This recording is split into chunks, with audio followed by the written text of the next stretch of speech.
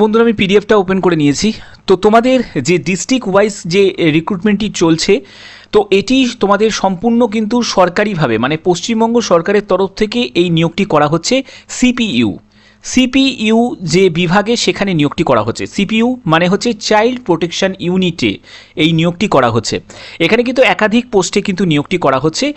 তো এখানে দেখো তোমাদের কি বলছে যে self attested documents two be submitted with the application, অর্থাৎ এখানে কিন্তু একটি অফলাইন কিন্তু তোমাদের ফর্ম ফিল আপ করতে হবে। কিভাবে তোমরা ফর্মটা ফিল আপ করবে সেটি যেরকম আমি দেখিয়ে দিই প্রতি ভিডিওতে।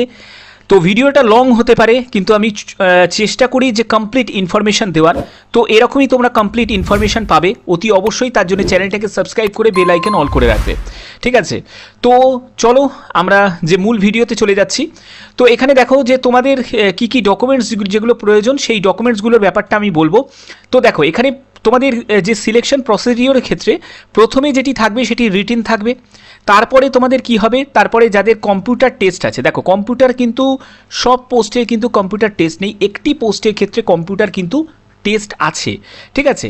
আচ্ছা, তারপরে হচ্ছে তোমাদের ডিভি বা ইন্টারভিউ কিন্তু হবে, ওই ডিভির সঙ্গে ইন্টারভিউটা হয়ে যাবে। তো এই তিনটি কিন্তু স্টেপ থাকছে। তো এই একটি স্টেপ একটা পোস্টের জন্যই কিন্তু আছে, মানে কম্পিউটার যে টেস্টটা এটি একটি পোস্টের জন্যই আছে।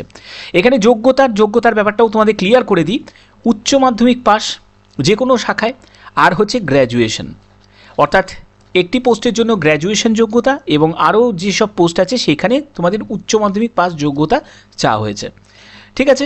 আচ্ছা, এরপর দেখো তোমাদের কি কি অরিজিনাল ডকুমেন্টস যেগুলো প্রয়োজন সেগুলোর ব্যাপারটা আমি ক্লিয়ার করে দিই। দেখো কি কি অরিজিনাল ডকুমেন্টস তোমাদের লাগবে, প্রডিউস করতে হবে যখন তোমাদের ডিবি হবে। তো এখানে অরিজিনাল ডকুমেন্টস হিসাবে প্রথমে লাগছে এজ প্রুফ। এজ প্রুফের জন্য বার্থ সার্টিফিকেট দিতে পারো, অথবা তোমরা মাধ্যমিকের অ্যাডমিট কার্ড দিতে পারো বা সার্টিফিকেট দিতে পারো। এরপরে তোমাদের রেসিডেন্সিয়াল প্রুফ, যেখানে তোমাদের Aadhaar card, voter card, residential certificate সেটি কোথা থেকে পাবে? বিডিও, এসডিও, এমএলএ, এমপি, তারপরে হচ্ছে কাউন্সিলর, এদের কাছ থেকে তোমরা যে কোনো একজনের কাছ থেকে তোমরা পেয়ে যাবে। তারপরে এডুকেশন কোয়ালিফিকেশান, মার্কশিট, সার্টিফিকেট কিন্তু তোমাদের শো করতে হবে। তো এখানে দেখো সেকেন্ডারি মানে মাধ্যমিক, উচ্চ মাধ্যমিক এবং গ্র্যাজুয়েশন, ঠিক আছে?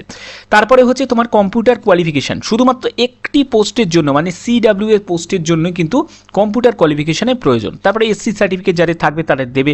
তারপরে সেলফ সাইন পাসপোর্ট সাইজের কালার ফটোগ্রাফ লাগবে। রিলেভেন্ট এক্সপিরিয়েন্স যদি থাকে দেবে, না থাকলে এটির কিন্তু কোনো প্রয়োজন নেই।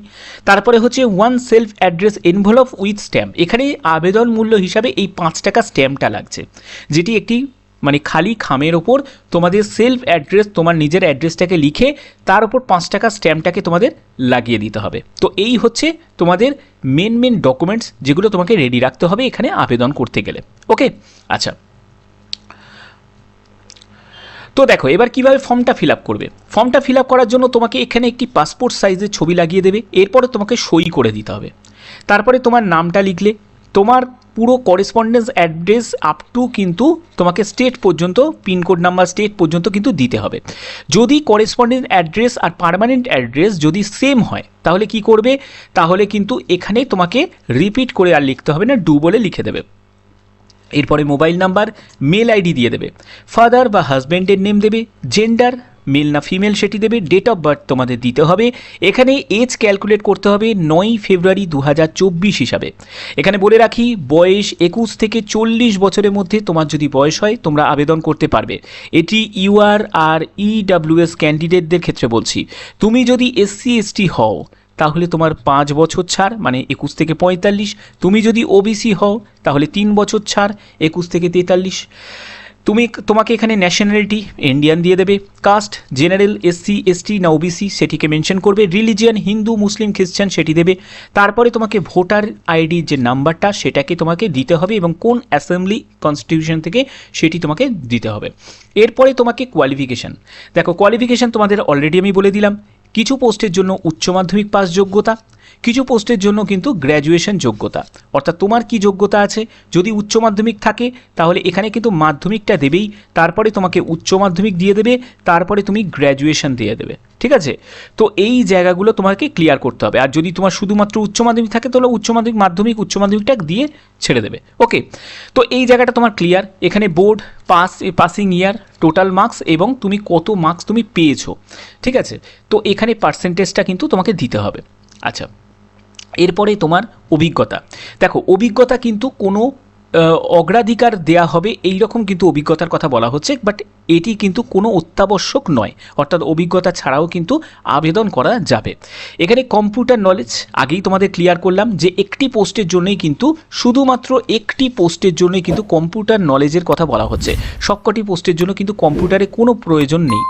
আচ্ছা, এর পরবর্তী যেটি হচ্ছে তোমাকে সই করতে হবে। এখানেই তুমি ডেট দেবে, যে ডেটে তুমি আবেদনপত্র পাঠাচ্ছ বা গিয়ে জমা দিচ্ছ, এবং তোমাকে প্লেস দিতে হবে। তো এই জায়গাটা তোমার ক্লিয়ার হয়ে গেল, ঠিক আছে।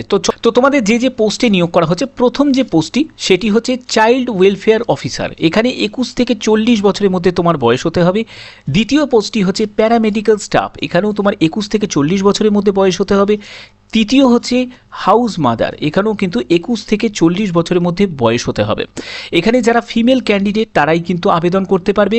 এখানে যারা চাইল্ড ওয়েলফেয়ার অফিসারের জন্য আবেদন করবে তাদের কিন্তু গ্র্যাজুয়েশন যোগ্যতা কিন্তু প্রয়োজন, ঠিক আছে।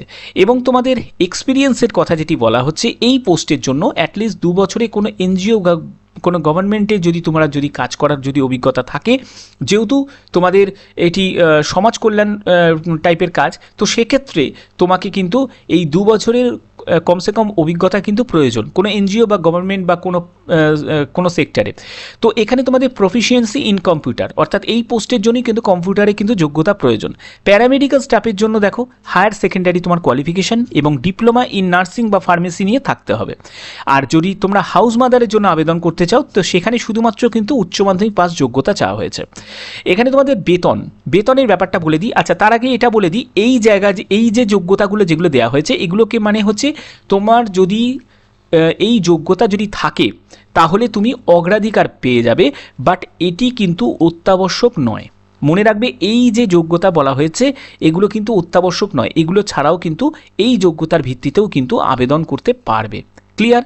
আচ্ছা, এখানে বেতন, যারা চাইল্ড ওয়েলফেয়ার অফিসারের জন্য আবেদন করবে তাদের 23,170 টাকা বেতন। যারা প্যারামেডিক্যাল স্টাফের জন্য আবেদন করবে তাদের 12,000 টাকা বেতন। যারা হাউস মাদারের জন্য আবেদন করবে তাদের 14,564 টাকা মতো বেতন থাকবে, ঠিক আছে। আচ্ছা, এখানে তোমাদের যে নিয়োগটি করা হচ্ছে, যে সংস্থা থেকে এবং যে ডিস্ট্রিক্ট থেকে নিয়োগটি করা হচ্ছে, সেটি দেখতে পাচ্ছ district child protection unit Nadia থেকে নিয়োগটি করা হচ্ছে। এখানে কিন্তু প্রতিটি জেলা থেকে কিন্তু তোমরা আবেদন করতে পারবে, এরকম কোনো ব্যাপার নেই। শুধুমাত্র যারা নদিয়া ডিস্ট্রিক্টের তারাই আবেদন করতে পারবে, এরকম কোনো ব্যাপার নেই, ঠিক আছে। তো তোমরা চাইলে তোমাদের ডিস্ট্রিক্টের নামটাও কিন্তু তোমরা কমেন্ট বক্সে লিখে দেবে। তোমাদের ডিস্ট্রিক্টে যখনই কোনো বিজ্ঞপ্তি প্রকাশিত হবে এই রিলেটেড বা অন্য রিলেটেড যদি অন্য কোনো পোস্টেরও যদি বিজ্ঞপ্তি প্রকাশিত হয়, অবশ্যই তোমাদের সবার আগে জানিয়ে দেওয়া হবে। তো এখানে দেখো তোমাদের এই যে পোস্টগুলো দেখালাম, এই পোস্টের ক্ষেত্রে তোমাদের সিলেকশন প্রসেস কি থাকছে। প্রথমে যেটি থাকবে সেটি হচ্ছে 80 মার্কসের তোমাদের রিটিন এক্সাম হবে। এই রিটিন এক্সামটা কিসের ওপর হবে? ইংলিশ থাকবে, বেঙ্গলি থাকবে, অ্যারিথমেটিক থাকবে, জিকে থাকবে অ্যান্ড কারেন্ট অ্যাফেয়ার্স থাকবে, এবং তোমাদের জুবিনাইল জাস্টিস যে রিলেটেড যেসব ম্যাটার তার উপর কিন্তু কিছু প্রশ্ন থাকবে। তো এখানে পরবর্তী যেটি থাকছে কম্পিউটার টেস্ট, যেটি একটি পোস্টের জন্যই থাকে, সেটি হচ্ছে চাইল্ড ওয়েলফেয়ার অফিসারের জন্য কম্পিউটার টেস্ট, সেটি 10 মার্কসের থাকবে। তারপরে তোমাদের ভাইবা থাকবে 10 মার্কসের, সেটি চাইল্ড ওয়েলফেয়ার অফিসারের জন্য। আর 20 মার্কস থাকবে আদার যে দুটো পোস্ট আছে, ঠিক আছে, সেখানে কিন্তু তোমাদের 20 মার্কসের ইন্টারভিউ হবে। তো এই হচ্ছে তোমাদের সিলেকশন প্রসেস। তো যারা আবেদন করবে, যারা ফর্মটা ডাউনলোড করতে চাও, তাদের লিঙ্ক আমি ডেসক্রিপশানে দিয়ে দেবো, অথবা তোমরা চাইলে এই ওয়েবসাইট থেকেও কিন্তু nodia.government.in এখান থেকেও কিন্তু তোমরা ফর্মটা পেয়ে যাবে। তো এই অ্যাপ্লিকেশন ফর্মটা কোথায় গিয়ে জমা দেবে? তো অ্যাপ্লিকেশন ফর্মটা জমা দেওয়ার জন্য তোমাকে কি করতে হবে? দেখো, সাবমিট দেয়ার self sign application relevant documents, অর্থাৎ প্রয়োজনীয় যেসব ডকুমেন্টস বললাম ওই ডকুমেন্টসগুলোকে অ্যাটাচ করে তোমাদের social welfare section of district magistrate Nadia Krishnanagar, এখানে তোমাদের 12 তারিখ থেকে আবেদন নেওয়া শুরু হয়েছে। তোমাদের আবেদনের লাস্ট ডেট হচ্ছে 7ই মার্চ 2024 বিকেল 5টার মধ্যে কিন্তু সিল্ভ এনভেলপ তোমাদের application for the post of, যে পোস্টে তুমি আবেদন করছো সেই পোস্টের নামটা তোমাকে লিখতে হবে খামের ওপরে, গিয়ে তোমরা ওখানে গিয়ে জমা দিতে পারো, অথবা তোমরা গিয়ে পোস্ট অফিসের মাধ্যমেও কিন্তু জমা করতে পারো। তো এই ঠিকানাটা তোমাদের বলে দিলাম, এই ঠিকানায় কিন্তু তোমাদের পাঠাতে পারবে, ঠিক আছে। তো আশা করি তোমাদের এই ভিডিওর মাধ্যমে তো এই নিয়োগটি সম্পূর্ণ কিন্তু কন্ট্যাকচুয়াল বেসিসে তোমাদের এই নিয়োগটি করা হচ্ছে। তো যারা যারা আবেদন করতে চাইছো তারা অবশ্যই কিন্তু নির্দিষ্ট সময়ের মধ্যে কিন্তু আবেদন করে দিও। জব রিলেটেড, সেটি স্টেট গভর্নমেন্ট হোক বা সেন্ট্রাল গভর্নমেন্ট হোক, জব রিলেটেড কমপ্লিট ইনফরমেশন পাওয়ার জন্য অতি অবশ্যই চ্যানেলটাকে সাবস্ক্রাইব করে বেল আইকন অল করে রাখবে। তো আজকের মতো এটুকুই, টাটা।